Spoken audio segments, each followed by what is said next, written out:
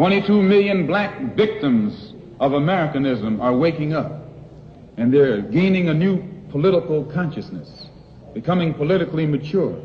And as they develop this political maturity, they're able to see the recent trends in these political elections.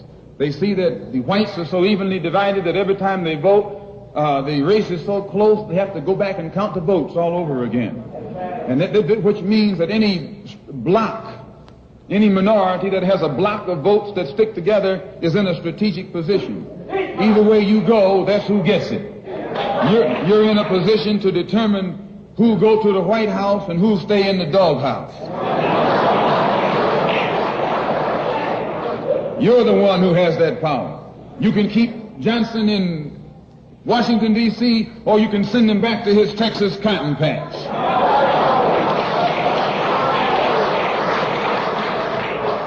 You're the one who sent Kennedy to Washington.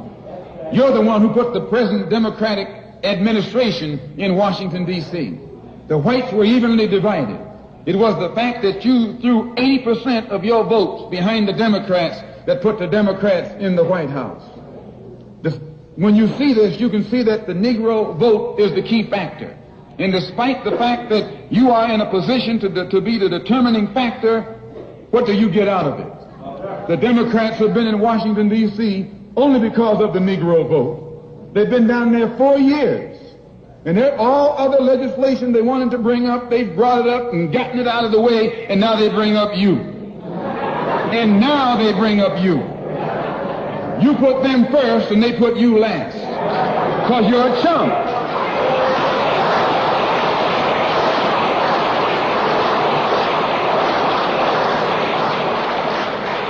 A political chump.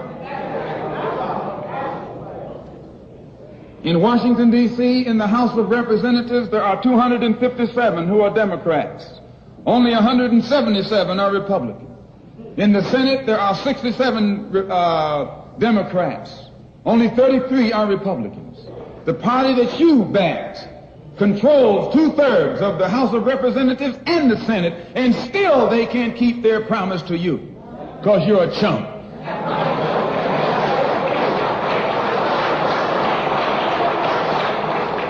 Anytime you throw your weight behind a political party that controls 2/3 of the government, and that party can't keep the promise that it made to you during election time, and you're dumb enough to walk around continuing to identify yourself with that party, you're not only a chump, but you're a traitor to your race.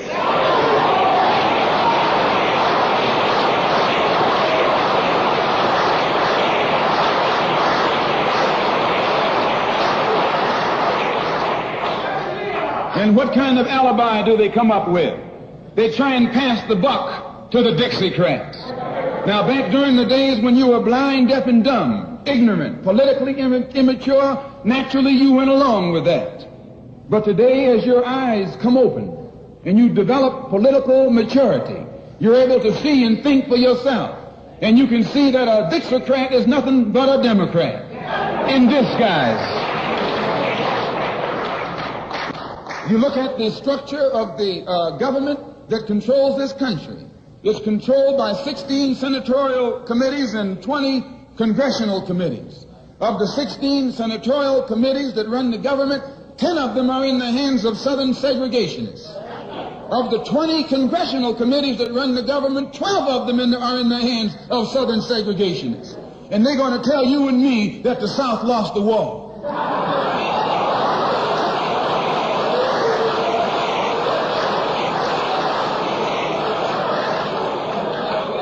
You today are in the hands of a government of segregationists, racists, white supremacists, who belong to the Democratic Party but disguise themselves as Dixiecrats.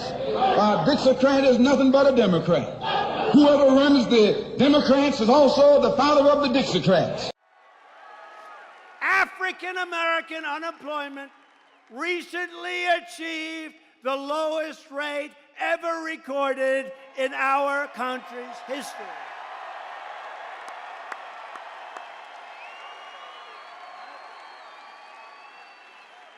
Remember, I used to say, what do you have to lose, right? What do you have to lose?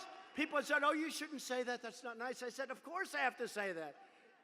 For years, African Americans voted for Democrats for 100 years. And for 100 years, they were lied to. They were cheated. And I said, what do you have to lose? And now we have the best unemployment numbers in the history of our country for African Americans. And we have just started. We've just started. We haven't even been here for 2 years. And the father of all of them is sitting in the White House.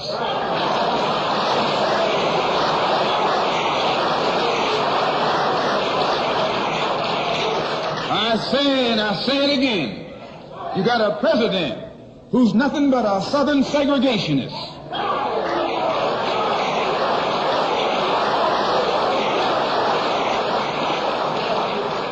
From the state of Texas. They'll lynch you in Texas as quick as they'll lynch you in Mississippi.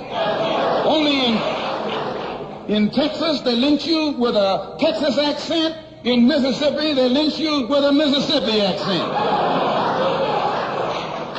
And the first thing the cracker does when he comes in power, he takes all the Negro leaders and invites them for coffee to show that he's all right. And those Uncle Toms can't pass up the coffee.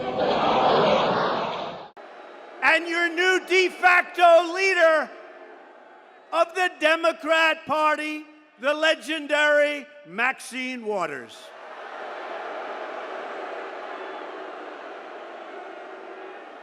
The new platform of the Democrat Party is radical socialism and open borders. A vote for any Democrat this November. You got to get out and vote. I know you're complacent. We had this great victory. They come away from the coffee table telling you and me that this man is all right. Because he's from the South. And since he's from the South, he can deal with the South. And look at the logic that they're using. What about Eastland? He's from the South. Make him the president. If Johnson is a good man because he's from Texas, and being from Texas will enable him to deal with the South, Eastland can deal with the South better than Johnson. When you destroy the power of the Dixiecrat, you're destroying the power of the Democratic Party. So how in the world can the Democratic Party in the South actually side with you in sincerity when all of its power is based in the South? These Northern Democrats are in cahoots with the Southern Democrats. A vote for any Democrat this November is a vote for massive regulation, massive taxes, and I hate to say it, massive crime, because crime comes with it. The Democrat Party is held hostage by far-left activists, by angry mobs, Antifa, by deep state radicals, and their establishment cronies. You ever see what happens when they take the masks off Antifa? They're playing a giant con game, a political con game. You know how it goes. One of them comes to you and make believe he's for you. And he's in cahoots with the other one that's not for you. Why? Because neither one of them is for you. But they got to make you go with one of them or the other.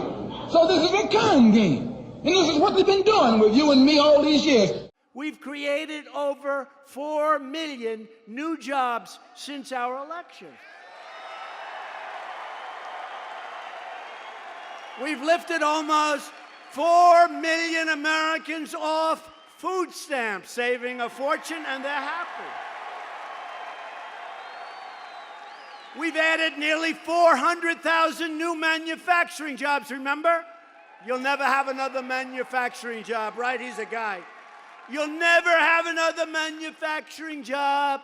Remember the magic wand? What's he going to get, a magic wand? Yeah, I got a magic wand. First thing Johnson got off the plane when he became president, he asked, where's Dickie? You know who Dickie is? Dickie is old Southern cracker Richard Russell.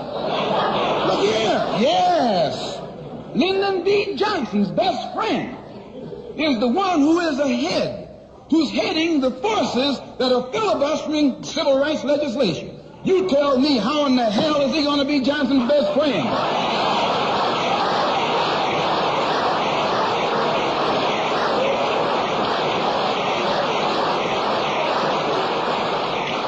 How can Johnson be his friend and your friend too? No, that man is too tricky, especially if his friend is still old Dickie.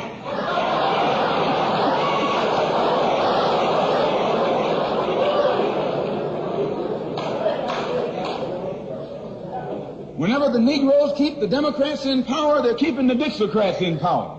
This is true. A vote for a Democrat is nothing but a vote for a Dixiecrat. I know you don't like me saying that, but I'm not the kind of person who come here to say what you like. I'm going to tell you the truth whether you like it or not.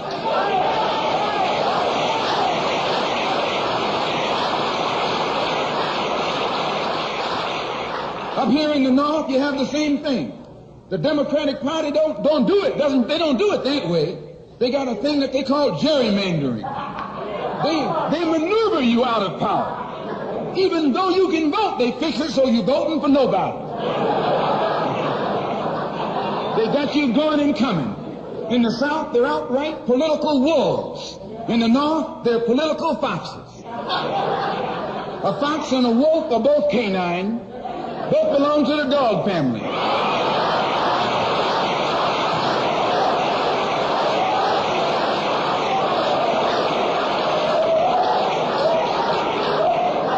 Now, you take your choice.